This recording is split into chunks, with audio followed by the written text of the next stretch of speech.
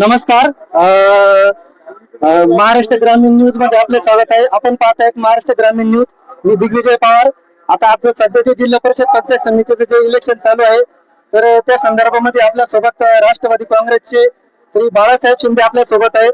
तर भाऊ नमस्कार. नमस्कार. आता जे सध्याचे जिल्हा परिषद पंचायत समितीचे जे इलेक्शन जे चालू आहे, तर आपण याच्यामध्ये कोणकोणते पद्धती घेऊन आपण या इलेक्शन मध्ये उतरलेलो आहोत? सर्वप्रथम तर मी हे सांगेल हा का मी माझ्या कामावर विश्वास ठेवतो. हा मी जनतेच्या जेव्हा पदावर नसताना मी हा जवळपास 1200 किट भांडीचे वाटले. त्या माध्यमातून जवळपास 250 ते 350 लोकांना शिष्यवृत्ती आपण त्या माध्यमातून मिळवून दिली.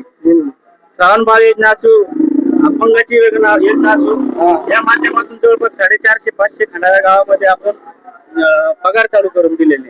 त्यामुळं अशा बऱ्याचशा समस्या आहे का ते आम्ही तिथं बसून राशन कार्ड असेल, कोणाचे ऑनलाईनचे काम असेल, त्या सगळ्या बसून सोडवतो. आणि येणाऱ्या काळामध्ये मी या खंडाळा गावामध्ये एक ऑफिस करून गोरगरीब जनतेचं तिथून काम ते मार्गी लावणार आहे.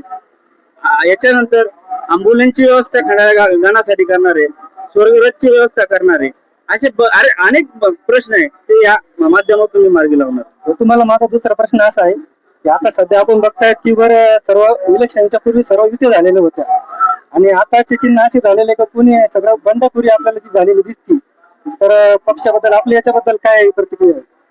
आता त्याच्यामध्ये असं आहे का युती ही पक्षश्रेष्ठी ठरवते. त्यामध्ये माझ्यासारखा छोटा कार्यकर्ता काही बोलू शकत नाही. पण एक मात्र खरं आहे का जो काम करेल तो 100% निवडून येईल.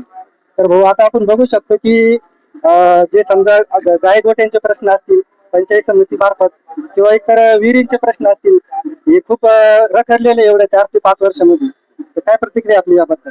आता त्यामध्ये रूल असा असतो, जोपर्यंत पहिल्या विहिरी पूर्ण होत नाही तोपर्यंत दुसऱ्या विहिरी येत नाही. आणि मी सर्व शेतकऱ्यांना हीच विनंती करतो, ज्यांना विहिरी भेटलेल्या आहे त्यांनी लवकरात लवकर पूर्ण कराव्या, जेणेकरून आपल्याला पुढचा कोटा आणता येईल. बरोबर. धन्यवाद.